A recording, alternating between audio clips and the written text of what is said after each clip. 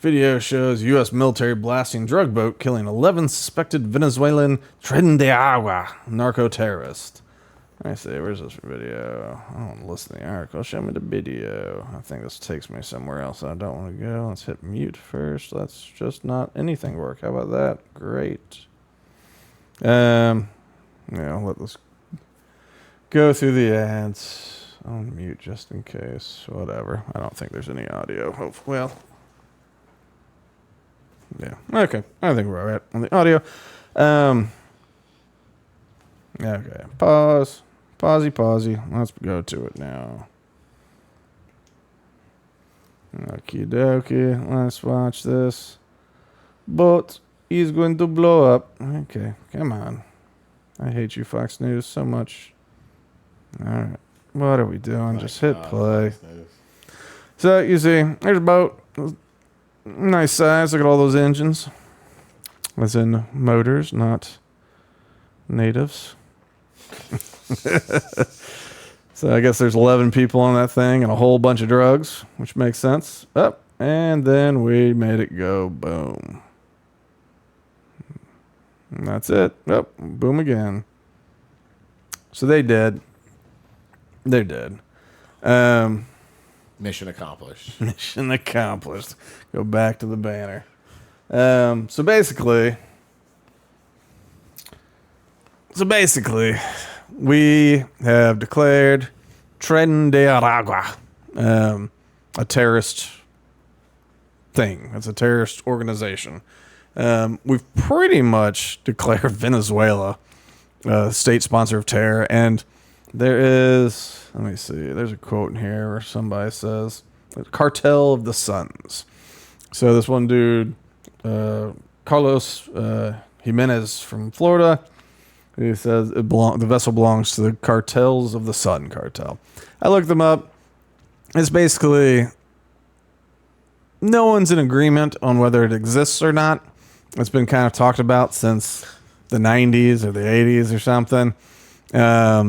And so some people, it's just a stupid name to make it seem like Venezuela is a narco state, which, I mean, come on. But they haven't filed their registration papers yet? Yeah, I guess not. But like Maduro's said to be the head of it, you know? Oh. And he's the former, quote unquote, president of Venezuela, who still has all the power that a sitting president would have. So it's one of those deals where it's like, okay, so they're a terrorist organization. The head of it is the president of Venezuela. And so, Venezuela's basically been named a terrorist organization. But yeah, so this ship was it was in the Caribbean, probably heading towards Puerto Rico. And so they made it go boom. And I guess the way it is technically it's not an act of war in that they're a terrorist organization, and they, I guess, by bringing all of these drugs towards America, I guess that is the act of force that is endangering America. And so, by that measure, they're an enemy combatant, and we can blow them up. Okay. Kinda. It's something like that. Okay. Yeah. So anything on like planet Earth is heading for the U.S. I mean, if they're Arab, I mean, it really does matter like where it comes from. If they go, hey, that ship's coming over from Iran, then we probably will blow it up. And now if it's like from Venezuela, we'll probably blow it up. And so it's that, leftover war on terror kind of nonsense. You designate something a terror organization, and you kind of have, rights of striking them wherever. Now there's, we do drone strikes and stuff in other countries without their permission all the time. But when they're in international water, it makes it a little easier, I mean, they're not flying a flag either. It's not like they go, hey, this is a Argentinian ship. They're not flying a flag at all. So you're not supposed to our military can't just go around and sink ships, right? Huh. We can't just go sink fishermen, But it does seem like what we used to kind of do is like apprehend these things, like wait till they get near our coastal waters and get the Coast Guard to take them. Be like, hey, look, we got them. They're arrested. And look, that's the drugs. No one actually had seen the drugs on this boat, Huh. And no one, they tell us that it's Tren de Aragua. You go, I guess I gotta believe you. They're at the bottom of the ocean. It's like when they said, we disposed of Osama bin Laden. We threw him off at sea so he couldn't have a proper Muslim burial. And that way, he never gets his virgins and all that kind of stuff. It's a lesson to everybody. And you go, so you threw him in the water and he's dead and you threw him in the water. They go, yeah. It's like, dude, you video it or something? Like, nah. I guess I'll just have to take your word for it. I can't really search the ocean floor in the Atlantic Ocean.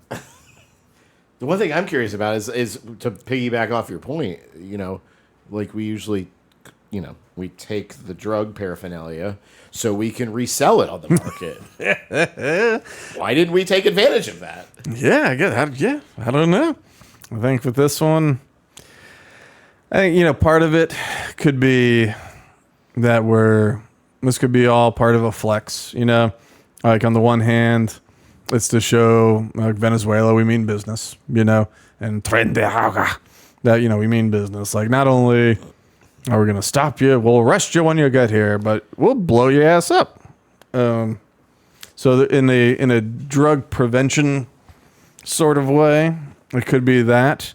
It could also be a flex towards Venezuela tends to be allied with Russia and China and Iran. And so it might be a way to go, we are paying attention to our hemisphere. And, we're actively taking out problems that we see in our hemisphere. So maybe be mindful of that and don't cause problems over here. Could be that sort of flex as well, I guess. But it sure would be nice to see some sort of evidence. And what would be funny is in my head, I'm thinking this giant paradox. We just deported a bunch of people supposedly in this gang. So they go back to Venezuela, they get on a boat full of drugs and come back. Yeah. And then we blow it up. Well, maybe that's part of it too. They go, hey, we just sent you back. I think we sent most of those people to El Salvador, though. True. Yeah. El Salvador. But so not only did we bomb them, but a little bit before that, we sent 3 destroyers and to kind of chill in the Caribbean and around Venezuelan waters. And then we sent 3 or 4 amphibious, some of which transport sort of vessels. So there's a few thousand men aboard as well, men and women or whatever, sailors or whatever. People. There's people fighting. Hey, easy. Yeah, I know.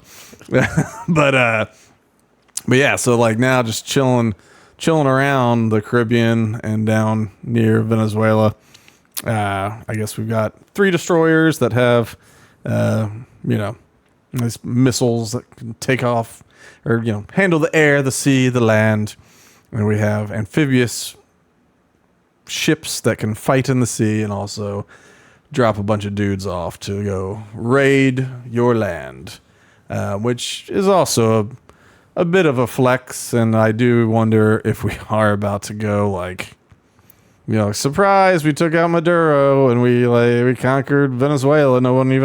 We've been talking about Iran and all this stuff so much. No one saw the Venezuelan, invasion. But I don't know. Maybe it's happened. They have a lot of oil reserves, don't they? They sure do. This is how stupid Maduro. Who was right before Maduro? Chavez? Yeah. Was that right? Or was that? Yeah. Yeah. Yeah. His name was Julio Chavez. No. What was his name? Was it Chavez? Anyway, how stupid these people are. these two in particular with their sort of authoritarian, like, Socialism. Yeah, they say socialism, they say communism. At the end of the day, it's more dictatorship, and I guess socialism. Price control, at least. Yeah, I mean, there's definitely tons of that and tons of confiscation. It's one of those weird things where it's all these terms kind of get blended. At the end of the day, it's like authoritarian control where they are allowed to just take your stuff whenever they want. Control, the means of production and distribution. But not in a harmonious sort of way. It's just authoritarian control by any other name. But anyway, they are sitting there. They sit on huge oil reserves. I mean, Citgo gas. Remember after 9/11, the guy before Maduro he said something like, F America, whatever. And everyone's like, you don't buy Citgo gas. That's Venezuelan gas. And that was this big thing. And because of the lovely communism they give back to their people. And so in Venezuela, gas is free if you're a citizen. So people are taking the gas, they're driving to the border, and they're selling gallons of gas for whatever they're selling, $1 a gallon. And so really the price per barrel, even though it was free to the citizen, it would cost the country, whatever it was at that time, $2 a gallon. Well, these people were getting it free, selling for $1 a gallon, which is a discount for the other people on the other end. So the people finally make a little bit of money, but it's bankrupting the country. That and other horrible policies, of course, but they, is one of the most oil-rich nations, definitely in this hemisphere, But they were able to piss it all the way to the point of eating zoo animals, eating out of garbage. There were ration lines at the dumpsters for picking through trash. They had ration lines for garbage. It's crazy.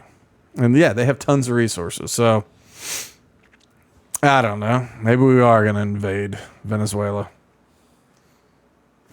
I hear they got nice beaches. That's probably true, yeah. I mean, really, it does.